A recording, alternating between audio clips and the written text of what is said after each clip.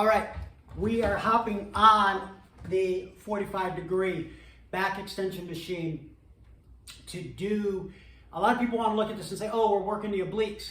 Yes, we're going to work the obliques. More importantly, we're going to be stretching the QL, the TFL, the glute med, and the lat and the shoulder on this. And that's why I want to spend a little time showing you the difference of what we're doing and why. We take that top leg, we line up our ankle, knee, and hip against the pad, nice straight line coming up and through. Our hip is coming where we can bend here. We've got our bottom foot planted slightly ahead. Now, we break this into a couple of different movements. The first is we fold at the hips. Okay, once this movement is as far as it can go, we take this hand and we reach. 1, 2, get that big stretch. Elbows come in and then we pop it up. Okay, fold at the hip, reach. 1, 2, come in, fold at the hip. Now, key thing is with this coming up, a lot of people want to turn and make it an abdominal exercise. I want you thinking Elvis pelvis. You're popping the hip in, okay? So we're lined up, everything's stable. We pop, we reach, we come in, and now we pop that hip up. 1, 2.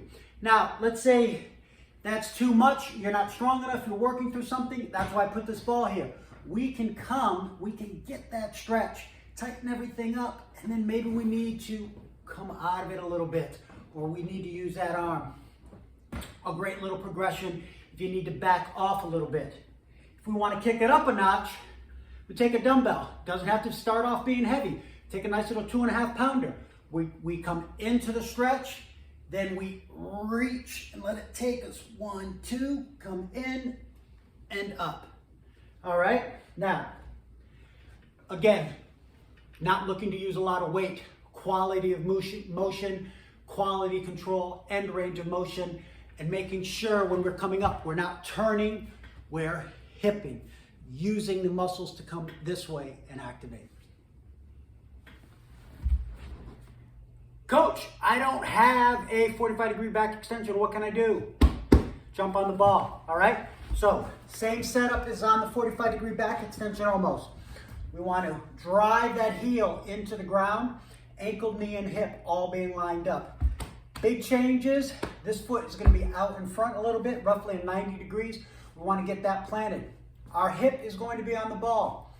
Hank, what size ball do I need?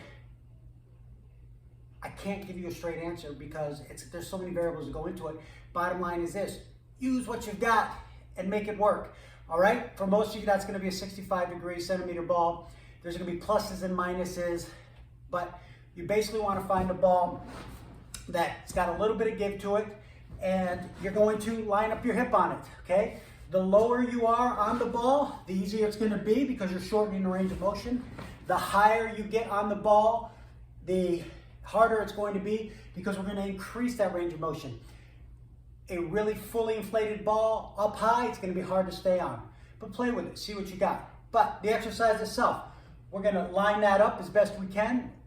You might not be able to keep it all the way straight. A slight bend is okay. We get our position, and again, we're going to roll over the ball, lean over the ball, get that nice stretch going in that QL, the glute med, glute min, TFL. Then we're going to bring in that lat and reach. 1, 2, bring that elbow in, and we're coming up. Down and reach. Elbow in, come up. Play with it, with where you need to be, a little higher, a little lower.